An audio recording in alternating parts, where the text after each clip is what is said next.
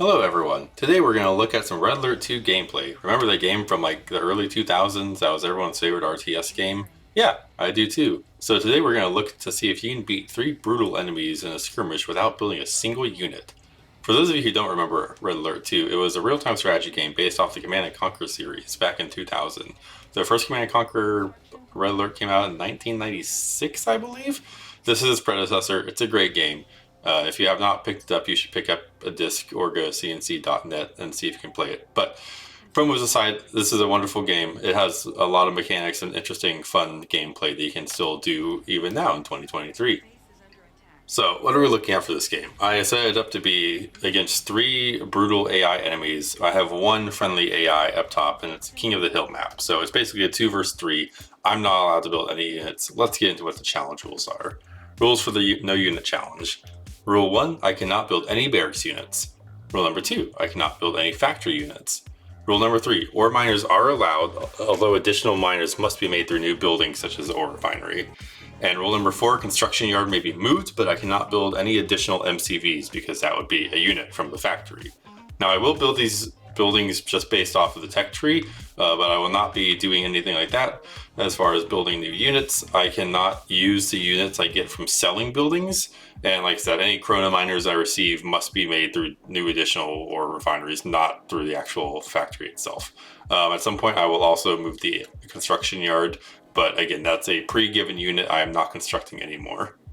Now let's look at the layout of the map. So I have 2 France, I'm France and my allies France, and then I'm facing just 3 random Soviets, Libya, Iraq, and Cuba in this 2 versus 3 map.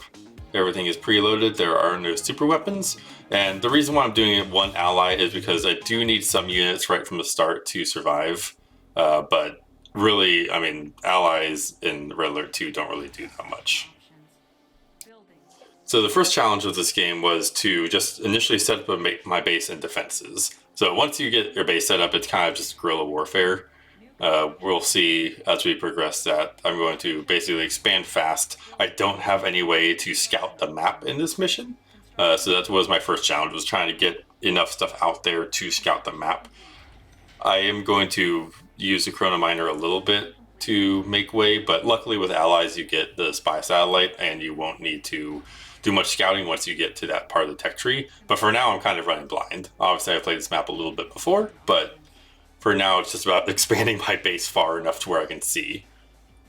The pillboxes do have a little more line of sight, I found out, so I'm going to kind of build my initial wall of defense right there. I'll get my map set up and kind of let my ally do most of the exploring here. Construction complete. Building. Construction complete. Now there is a reason why I'm using France, because everyone knows France has grand cannons. It's basically the best defense system in the game, so much so that even on CNCnet and their plugins and updates that there's an option to remove France as an option from the listing, which is funny. I remember playing this game as a kid and thinking the Grand Cannon was okay, but I didn't realize how good it actually was. But for the sake of this mission and it being a primarily building-oriented mission, we're going to need the Grand Cannon's firepower just to kind of carve through a hole in the enemy base. So first wave of mobs already here. The pillbox will handle the first few minutes and first few waves of what we have. And I'm going to let my ally be kind of self-sufficient in his defense for now. The biggest thing I need to get ahead of here is air defense. You'll see that some Cuban terrorists got through. That is fine. Also, I don't have any attack dogs, so I cannot find any scouts. So that's why I also chose to battle just Soviets.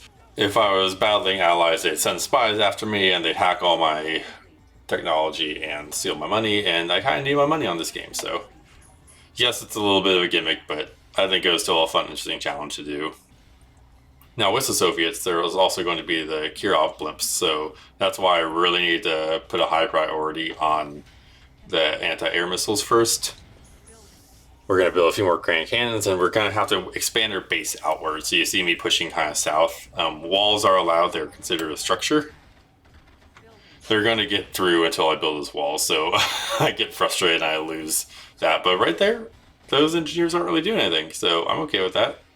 Can't really attack them, but luckily it's still a 23-year-old game, and it is glitchy sometimes. where they just suicide bomb into their own units.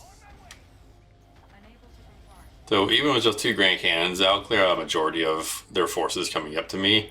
I'm going to keep expanding pillboxes just to clear out some of the rats that get through. Grand Cannons are strong enough to handle some of the tanks until they get to like the Apocalypse tanks. Then I'll need to reinforce my structures more, but for now it's just about building pillboxes and keeping structures moving. It's kind of nice only having to handle 2 tabs in this. I don't really have to micromanage a unit tab or a vehicle tab in this game. There we go, the engineers figured out how to get through. Keep building walls up, so now I'm going to start expanding my walls a little bit more west. Our ally is under attack. If I can at least make sure the flak cannons don't get through, that is my initial goal right now. Keep building walls, keep building anti-air. Power is also a big issue in this game, I found out. You'll see me later in the game building a lot of power plants, more so than I thought I needed. It turns out running only buildings really uses up your power, which is an interesting dynamic that I didn't really think of for starting this challenge. Construction complete. I like to build the missile turrets in kind of stacks of 4 like that. I found that that's the most effective way to do it. You'll see some Kirovs coming in from the fog of war momentarily. Having 8 missile turrets will basically clear out everything as long as they're good about repairing your buildings. It's probably not the smartest thing for me to build power plants right next to them, because they will go for them eventually, but they kind of detour and go attack my ally in the initial stages because they realize that they have less defense. So I can't really help them there. I can build off ally conyards in this mission, but I don't really think it's necessary. It just, again, it's a way to keep the enemy AI busy. I think I'm doing plenty to defend myself right now. I tried a few times to do it without an ally, and it was just, I didn't have enough money to keep up the defenses of everything and fend them off, so. Speed upgraded. Building. Construction complete. And once I have my basic defense set up, it's pretty self-sufficient until I can figure out how to actually go on the offensive. So I need a few more Grand Cannons, I need a few more stacks of missile turrets, and then I need to extend my wall out. So again, the first 10 minutes is really just prioritizing your guerrilla defense against anything they can send your way. And it's hard not to clump up on King of the Hill. It's going to happen. You're going to run out of space for buildings anyway, so you're going to have to expand out at some point. Luckily, the enemy AI, even on Brutal, isn't really smart enough to attack the walls per se. Like, walls are a pretty significant defense and a way to route people to a certain place. So you can kind of bottleneck the enemy, even though they should be smart enough to figure out, hey, if I break through this wall, I can get around this. Our base is under attack. The ore purifier is huge in this as well because I don't have a lot of ore miners and I'm going to be expanding out. I don't have any spies to get additional income, so building that ore refinery was pretty huge in the beginning as well, especially when I have all those bonus crystals to gather. Construction complete. Construction complete. Building. Our ally is So at this point I feel pretty confident in my air defense. You can see them taking out the Kirov airships pretty well. As long as they don't send 2 waves against me at once, I'm pretty good there. My ally is doing a good job of scouting at the map. I don't even need to spy satellite yet. I'm going to build a service depot just in case I need to repair my MCV later, but right now I just need to reinforce that western wall because those engineers are still getting through, still getting what they need to do. options. Our base is under attack. So you'll see I was kind of relying more on prism towers now. My initial plan was to kind of carve a path into the enemy base with prism towers from the north, but I realized that was going to be too much money at the end of the day and too much micromanaging of buildings. Prism towers are great, obviously, against hard-hitting tanks, but when they send waves of infantry against me, it was going to be too much to facilitate pillboxes, prism towers, and missile turrets. Construction So prism towers are great for initial defenses against tanks and those waves, but really I'm not going to rely on them too much in this game. And you can see here's where we get 2 Kirov airship waves, which is still manageable. So I don't think I need any more than 12 missile turrets, as long as I keep preparing. Sometimes I was bad about remembering to actually check on my base once I deemed them self-sufficient, but you don't really need a lot You need a few grand cannons, three stacks of missile turrets, and just to keep the walls up on your MCV yard. The prism towers are going to start doing a lot of the bulk heavy lifting in the defense on the western front. Base is under attack. Building. Repairing. Give my whole place a little repair.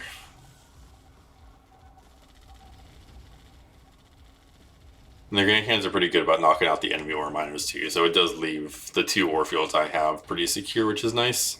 Building. I don't ever need more than 3 or 4 ore miners working at a time. Construction complete. We're going to build a few more missile turrets just on the left side, just in case they kind of route that way. You basically want 2 stacks of turrets attacking the airships at any one time, so you have to make sure to stack close enough to have 8 attacking, otherwise it's not going to work out as well as you want it to. Like I said, the ally AI is pretty good about defending their stuff against the lighter waves. They don't really need a ton of assistance. Sometimes they'll get through if they bulk up on them. Our base is under attack. Another big challenge of this was just managing my money. So obviously I'm starting at the max money level for a skirmish game, but it's really, you can't prioritize more than about 20% of your starting to your initial defense, because a majority of the game is going to be pushing into the enemy base. So really, once you have your base established, I'm just building one of each building just to have, and also as to lead as deterrents for attacks in case, that way they don't go straight for my construction yard. But now I'm just going to be building up pillboxes to wait off the infantry waves and kind of do a better job of bottlenecking. So you can use your buildings as a way to path and bottleneck. The pathing is pretty good in Red Alert 2, all things considered. There are still some early 2000s issues with it. Like if you have more than, I think, 60 units, they will just not follow you. And if you have 30 units, they'll kind of path different directions sometimes. They'll get lost and hung up if they can see a different way. So, but at this point, I feel pretty confident in my initial base defenses with the pillboxes. So I'm going to move my MCV to the southeast corner. And like I said, I did not build this unit. This is just my mobile construction yard. I'm going to have to kind of get out there, trust my grand cannons, take care of all these apocalypse tanks. And this is where, again, the brutal AI isn't that smart. Like, they see my MCV moving, but they're not going to change their attack pattern to go after me. So the benefit of King of the Hill, which is why I chose this map initially, is because it has this whole eastern and western front. The eastern front has a few less trees, and the enemy doesn't creep into it as much. So this is where we're going to launch our initial building attack. So the enemy will basically just keep throwing themselves at my northern bases, and my allies are going to keep occupying the eastern side, which is another reason to kind of go east, because the enemies will be dealing with my ally during all this. I'm going to move my MCV yard back up to my base. I have placed a power plant, and that will be the first step to the enemy's destruction. But I have to make sure that's safe first, because I don't want to die. Scoot back up here. Good thing my power plant stays safe without anything guarding it. But we're going to start initially just walling myself in, giving myself a base. I don't want to do that again. It's risky to move the MCV during all this. So we're going to start by just building power plants down the southern wall to get as close as we can to the base without actually drawing any attention to ourselves. Double walls are a good idea here, and then I'm going to start moving to barrackses, because barrackses are slightly cheaper than power plants, and I don't have a power issue quite yet in this game. The biggest threat to these bases are going to be the Kirov airships if they decide to come bother me on the east. So I'm going to start building up a pretty solid air defense to begin with, and then we'll start progressing to the west.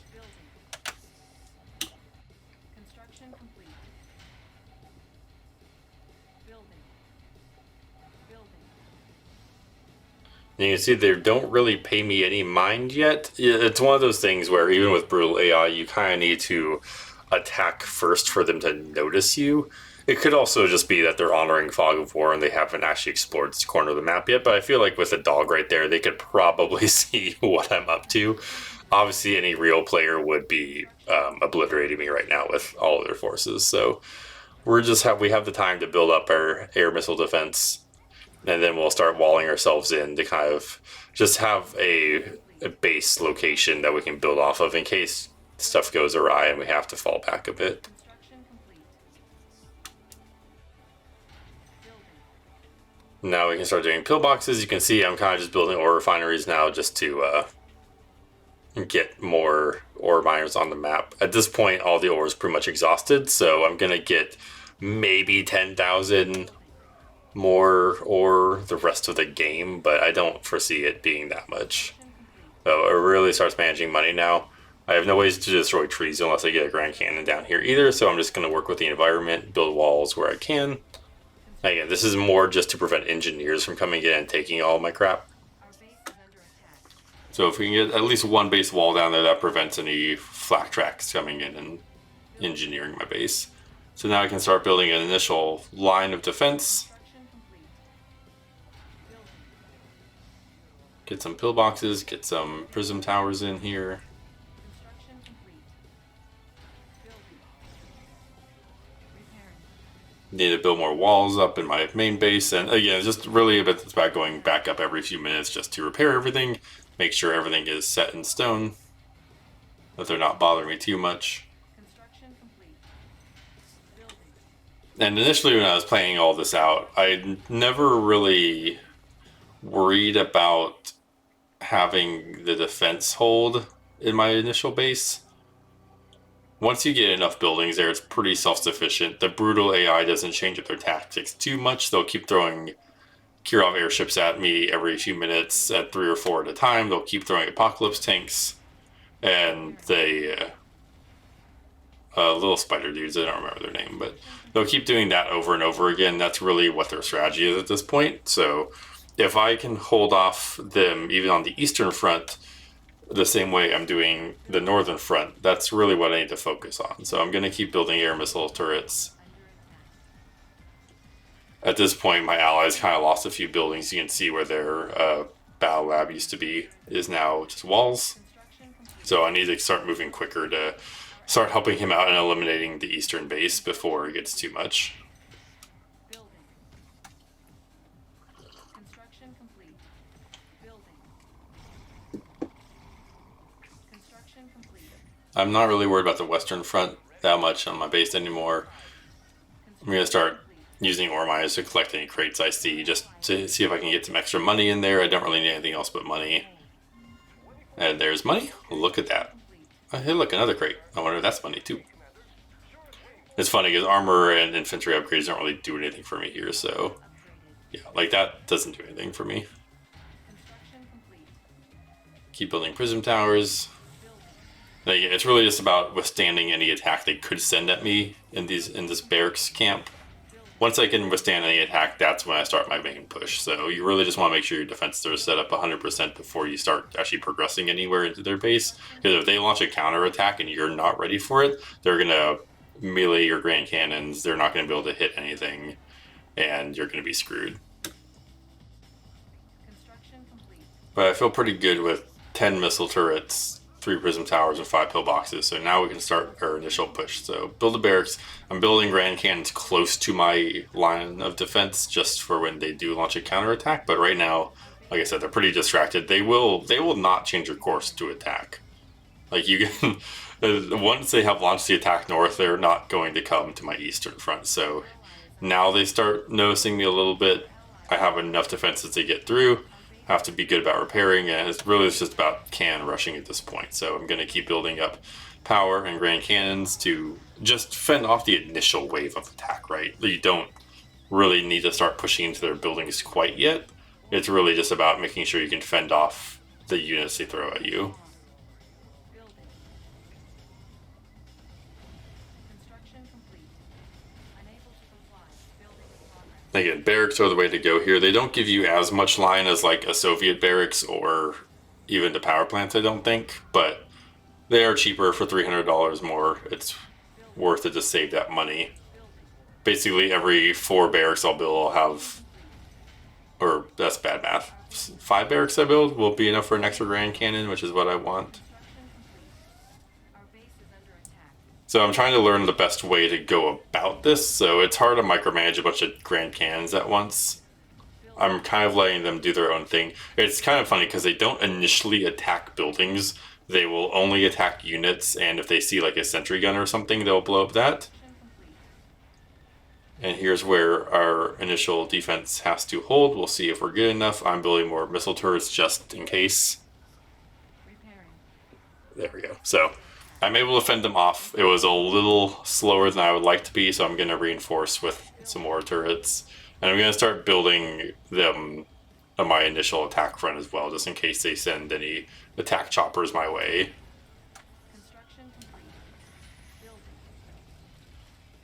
Make sure allies good. Yes, they are. And here's kind of just a strategy I start running with. I start experimenting with what is the best defense for my Grand Cannon. So basically the play from here on out is to build a barracks, build Grand Cannons, and build defenses for the Grand Cannons. So if you think of Grand Cannons as like the glass cannon trope, I'm going to be able to do a lot of damage with them, but they're not really good at defending themselves. So I use the pillboxes and the anti-air turrets to defend against them. They can take out most of the infantry if they're told to. It's just about being able to micromanage where we're going with everything. And with that, I can start moving my stuff more south. And you'll see that I kind of sell everything as I go to for any extra income I can get. The best thing I can do now is basically just attack the power plants to make sure their Tesla coils don't reach me, because the Tesla coil will take out a Grand Cannon. It attacks faster, has enough range to really do some damage to them, and the Grand Cannon doesn't attack fast enough to eliminate them. So I see my power getting a little low. I'm going to start building power plants around here, but again, the ally kind of helps detract from some of their initial forces right now, which is good. Then it's funny, you can see the Soviet red team trying to creep up into my line with their own buildings because they know that the Grand Cannons can't attack them. Luckily, the pillboxes do enough damage to their infantry to come up, and I'm not really worried about the battle bunkers right now, seeing as they are useless without Soviet troops in them. Pillboxes also don't attack buildings by default, and I kind of forget to tell them to do that.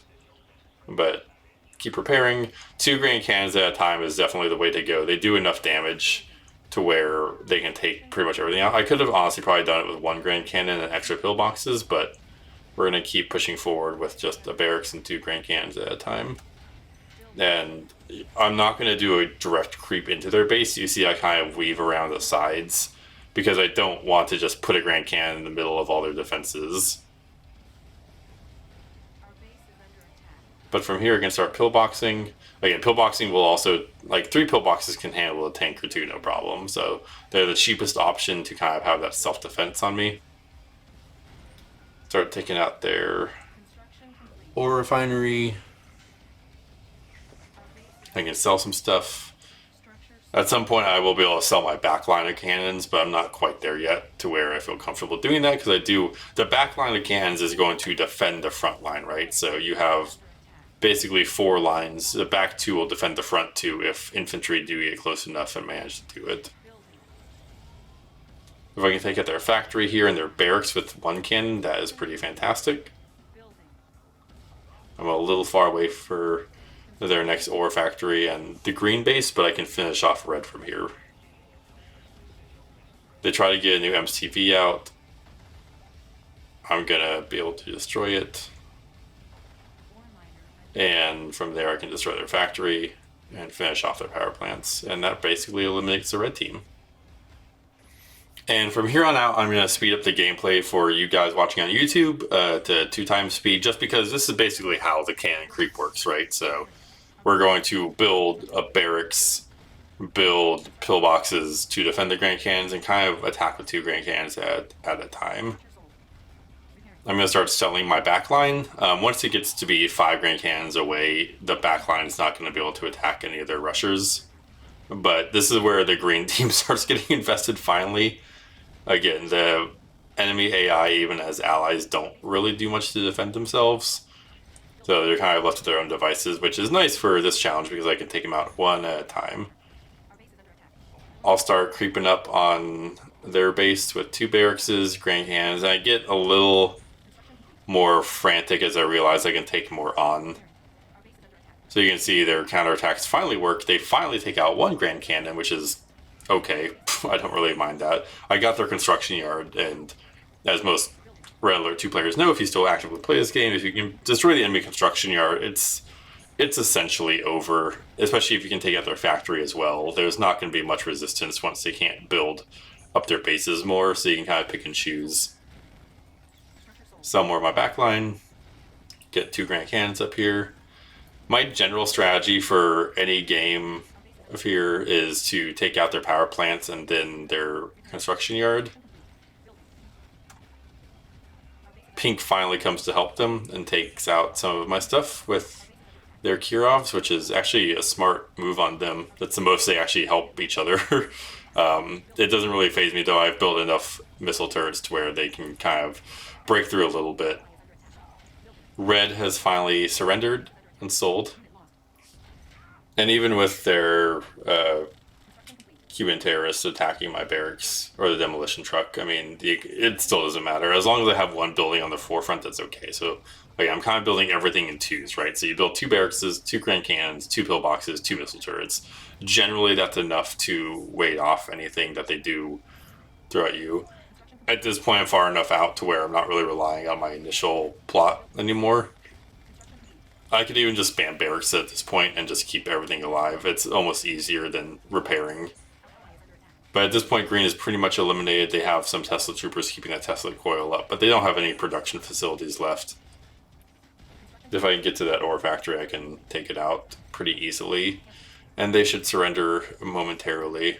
Pink keeps sending their stuff north and then rerouting it. So you can see like those 2 Kirov airships just went north. I don't know why they do that.